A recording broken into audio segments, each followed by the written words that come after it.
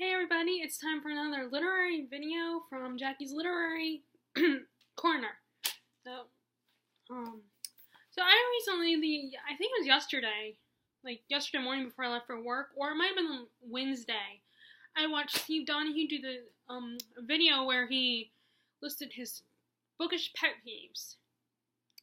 And that is a video idea that I've been trying to do, but it never comes out well. I don't like what I've said, or I feel like I don't have enough, or I feel like the bookish pet peeves I'm coming up with are just, not necessarily bookish pet peeves for me. Or they are, but they're like not as bothersome. So I'm gonna try this time. And let's see, how many do I have here? 1, 2, 3, 4, 5, 6. So I'm going to list my 6 bookish pet peeves. So here it goes. Okay, my first one is when publishers put out the hardcover edition of a book first. Now I know it's the complete opposite in the UK, but here in the US the hardcover books come out first, which ironically I have been buying more hardcovers, and I definitely get the appeal of the hardcover books, but they are more expensive. They're either $20 or more, and I only work in a grocery store. So, and even before that, for the longest time, I did not have a job, so I don't make a lot of money, and I want to be able to. And like the paperbacks are a lot cheaper, especially mass market paperbacks, which hence why I buy them, even if they're not as nice and can easily get ruined or fall apart. Like if you break the spine, and sometimes you can rip the pages, and the covers aren't always that pretty. But they're easier for me to buy, and of course the other reason is because I can fit them in my purse more easily. But I would like to, so what I think publishers should do, I don't know if they can, maybe they can't do this, maybe it's not a good marketing strategy, or maybe they'll sell less of one or the other. Like they'll sell less paperback or less hardback. And I get why hardback is more expensive. It takes a lot more effort. It's made out of sturdier material. It has the extra layer, not just the hard, like this extra hard encasing the pages. And it has nice covers, and the jacket might be expensive, and sometimes the naked cover is actually really nice too. So I get why they're more expensive, but I would like there to be an option. I mean, granted, maybe they're afraid, and I would probably do, and there's a possibility I might do this, that if you have the mass market paperback, you have both of them come out at the same time, then maybe they'll think that the hardback sales won't be as up, or the paperback sales won't be as up. And they eventually do both come out. I mean, it takes over like a year for that to happen, or even longer sometimes. Or maybe it never has a paperback edition, and that just really bugs me. I don't like how, because I can't always afford to get a hardback book, as nice as they are. I mean, this one is $28. I mean, the only reason why I ended up getting it online, like the online Amazon price, and because my mom is a Prime member, so there was no extra cost for shipping. So that's the reason why I got it, because, but yeah, I just wish they would just, instead of taking so long, like taking a year or more, just bring them out at the same time so people have a choice. Now, maybe someone will come up with, maybe one of you in the comments will come up with an argument saying how, well, they can't do that because of this and this, and, but the paperback eventually comes out anyway. But, I mean, I want to get the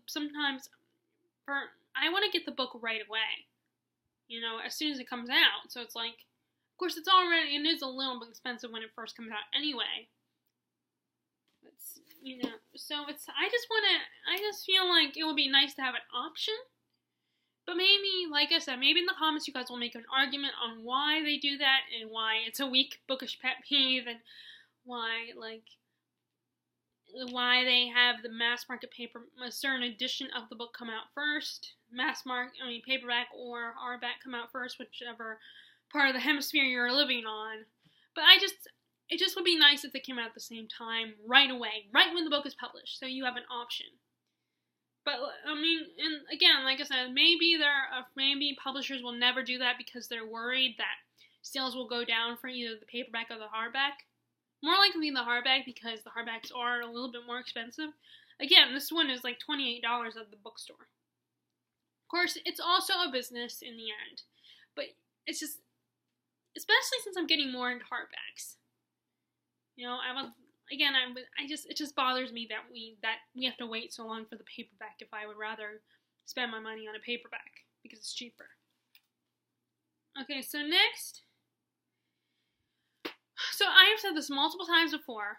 I am very open to love triangles. I am tolerant of them. I'm not going to dismiss the book or stop reading it, even if it has a love triangle. I mean, it does bother me like everybody else, but I don't get all I'm not as bothered by it by most people.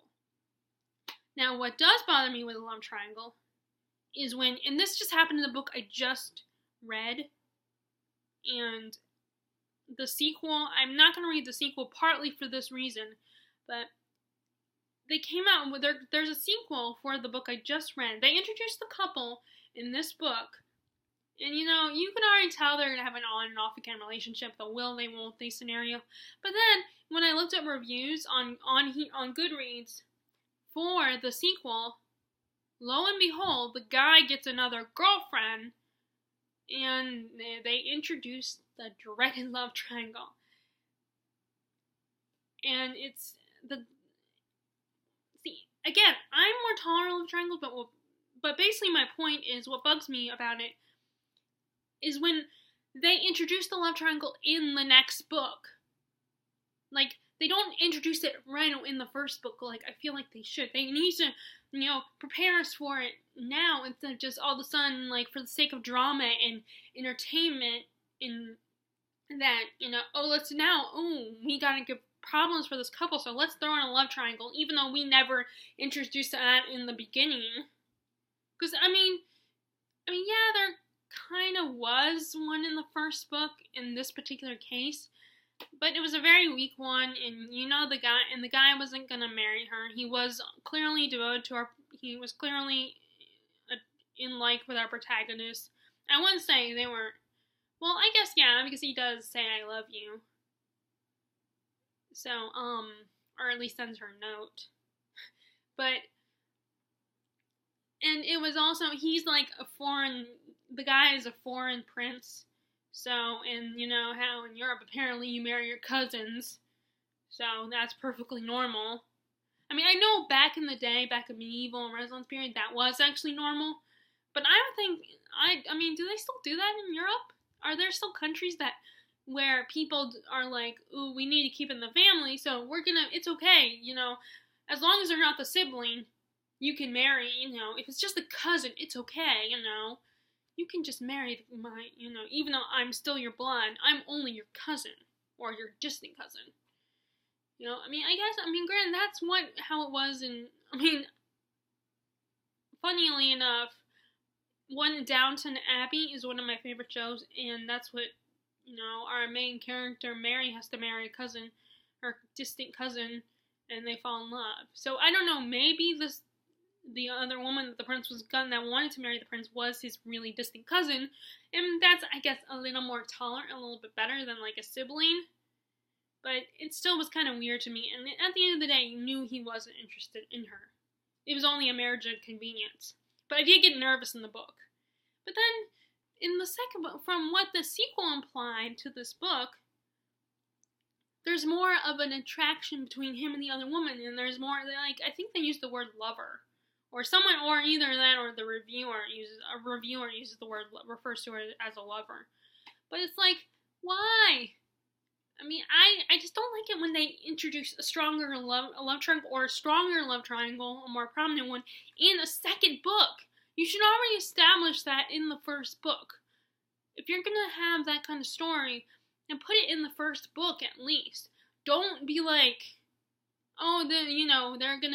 they're the end game, but, oh, by the way, in the second book, we're gonna have a love triangle now for the sake of drama.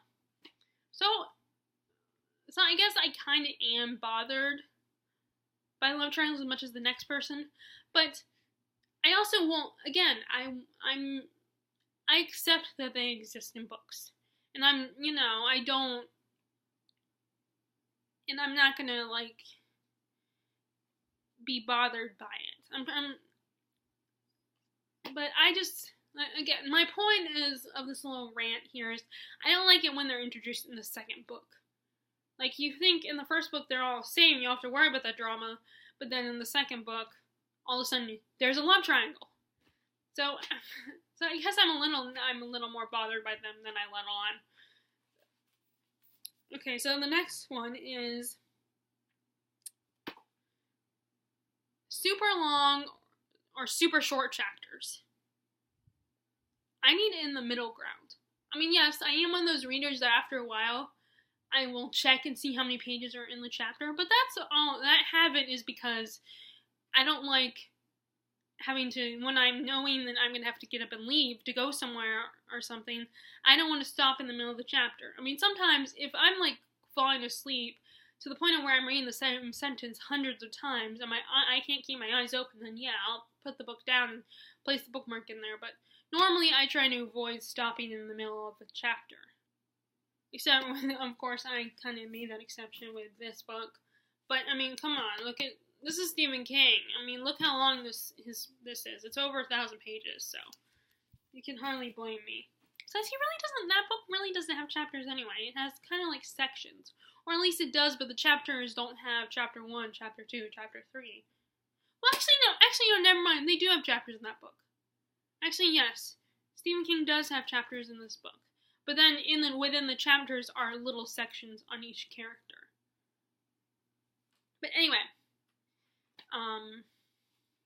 but like I know that James Patterson does this with his books, and it annoys the crap out of me. That's part of why I had no problem with letting go of James Patterson after I realized he doesn't write his own books anymore. Like, he has a ghostwriter.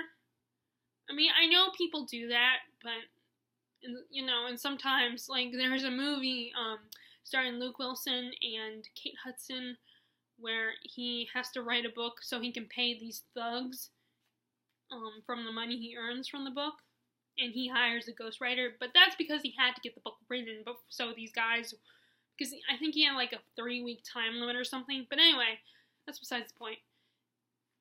But I just, like, I mean, the first time I saw a book like that, I found it kind of amusing, and I definitely got through the book faster, but, I mean, I appreciate shorter chapters more than longer ones, that's for sure. I've come to realize, I mean, I have said in the past that I'm okay with long chapters, but in truth, I probably prefer shorter chapters, but that doesn't mean I want a chapter that's only like a page, or like a paragraph, or even just one word. Now, I know in the case of James Patterson, since he writes a lot of thrillers and suspense novels, and I don't know, does Stephen King do that? I can't remember. I haven't read a lot of his books, surprisingly. As much as I really like Stephen King, and I say I'll read anything of his, I've only read a handful of his books. But I'm slowly working my way through his library of books. Anyway, like, I know, like, for James Patterson's novels, okay, I get why, but at the same time, it's like, that's it? I mean, I don't know, it just kind of irks me a little bit when the chapters are really short. It's like, no, it's not supposed to be like that. But then when it's so long, and like I said, I always have, the reason why sometimes I end up counting to see how many pages I have left in a chapter, because I don't like to stop in the middle of the chapter, and, because I feel it's like putting the movie on pause, and I don't know when I'll get back to it, so. But yeah, maybe this is the one that's a little bit silly, but it's just, I find it weird when the books have really short chapters, and then really annoying and when it has really long chapters. So some of these are just really silly little things that irk me, but again, it's bookish pet peeves. Pet peeves, that's what pet peeves are, little things that irk you. Even if to most people they're like, oh, that's just silly, or why does that bother you? But for me, of course, some of the bookish pet peeves I've heard from people, are more legit, I feel like, than mine. Like, they're understandable. Okay, these next two kind of I feel with these next two, I wonder if they kind of contradict each other in a way. I don't know. Maybe I'm wrong, but if they do, I apologize and I'll try to explain them. But the first one is when people are like, when you compare a book to another book, and then like you say, and then they're like, how dare you compare my precious book to your book? Like, this happened when I said that I feel like Song of Ice and Fire series reminds me a little bit Lord of the Rings. That, before anyone in the comments gets mad at me, I mean as in they're both epic hero-like stories. Of course, in Song of Ice and Fire, it's more realistic to the medieval time period. Which also, that's another thing that bugs me, is when people are like, I don't want to read a Song of Ice and Fire series because it's so crude. I mean, I know everyone's entitled to their own opinion, but I think it's like, you know, that's how it was back in medieval times. I think that's a lot closer to the medieval period than, like, you know. But anyway, let me get back to talking about my original point. But like this time, and someone I knew was like, but Lord of the Rings is far superior to Song of Ice and Fire series. It's nothing like Song of Ice and Fire series, which is true. It's nothing like it. But the whole, like I said, it's a hero's journey story, an epic fantasy world that kind of inspired by medieval, and there's a war going on, everyone's fighting over power, and there's magic and stuff like that. So they have similar stuff in both books. That's what I mean. They're similar. The skeletons of the story are similar. But I know, before anyone comments, I do know they're not the same.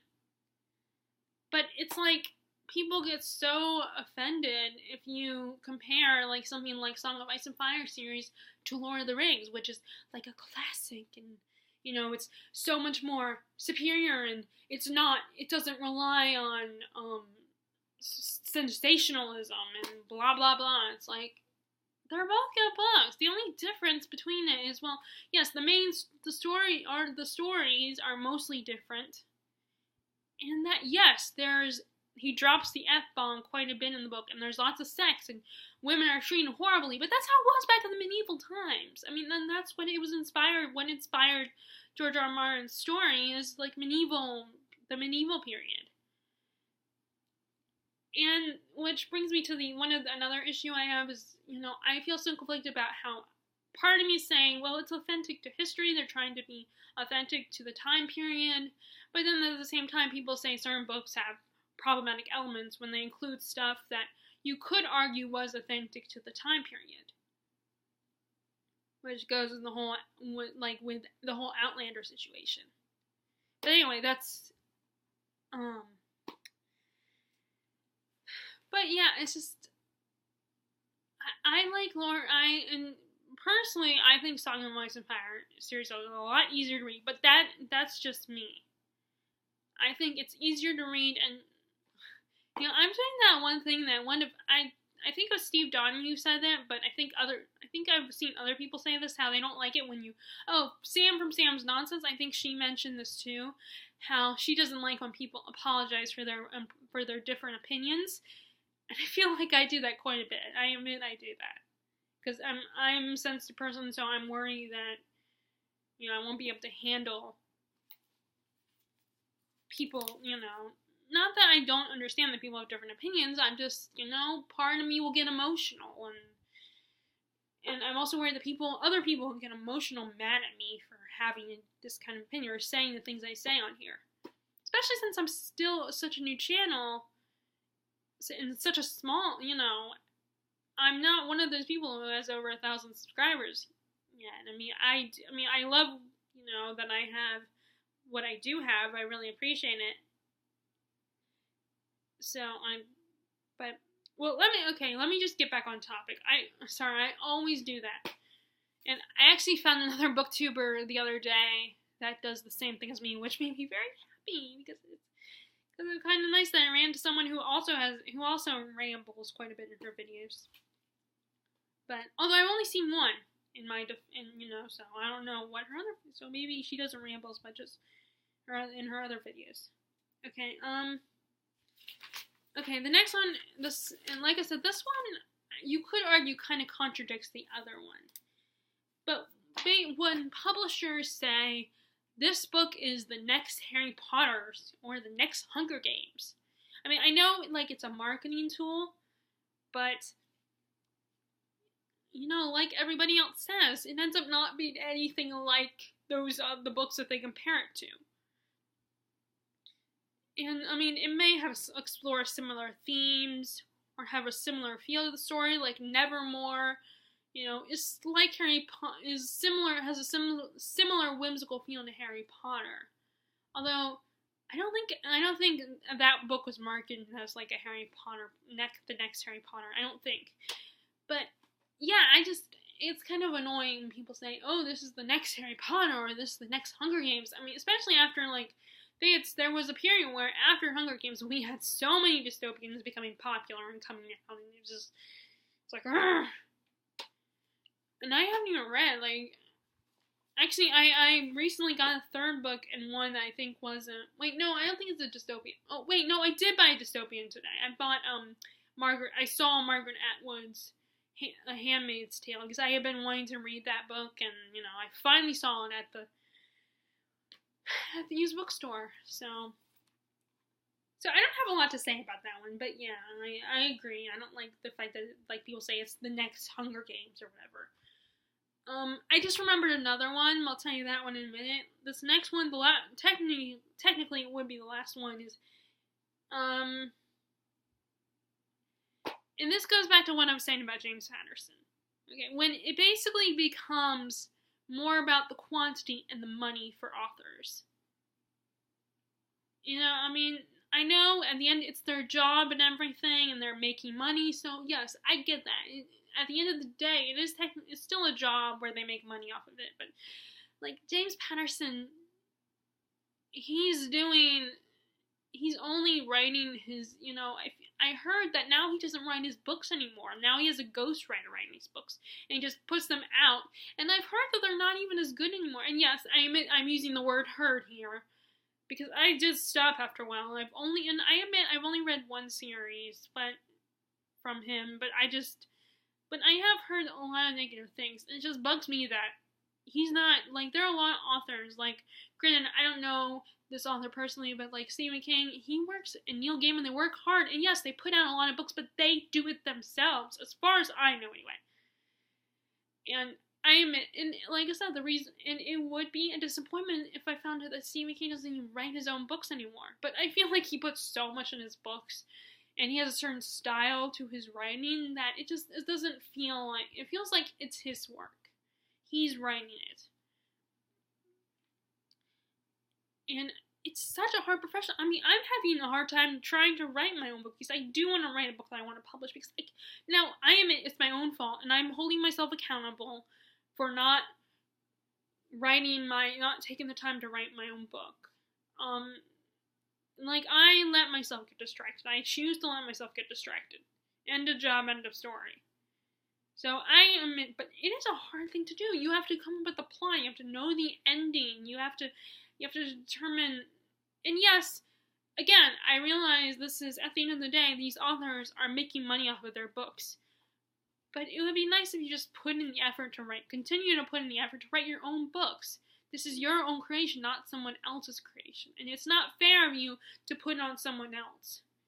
Like, for as long as possible, if I ever do get a book published and become a famous author, I am going to put in the effort of writing my own books. I mean, if I were really desperate, then yeah, I might hire a ghostwriter. But personally, I don't believe in the idea of hiring ghostwriters. I think you should put in the effort to do the task of writing your own book. Don't have someone else do it for you. I mean, like I said, that's just me. And then I just thought of another one, and that's stickers on books. Like everybody else, I cannot stand that.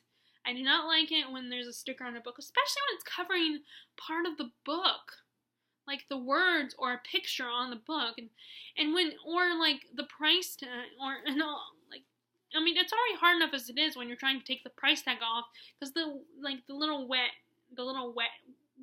little stuff, when you can't peel off the sticker completely and cleanly, then it leaves little white residue, and it just, I hate that.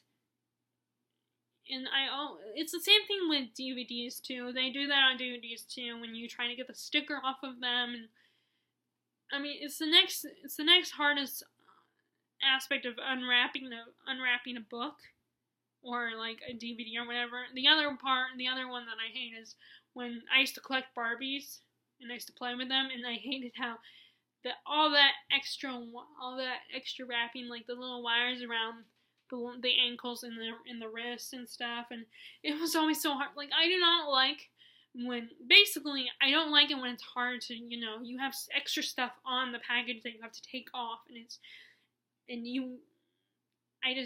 don't like it. Okay, so that was my bookish pet peeves. We'd love to hear in the comments what are your bookish pet peeves, or maybe you don't have any, or just feel free to share, and I will talk to you guys later. If you like this video, be sure to give a thumbs up and click subscribe. And if you happen to be passing through and watched my video and liked it, please, I already said that, click subscribe. And much love to my already subscribed people. I really appreciate you guys. You are the first. And I will talk to you guys later. Bye.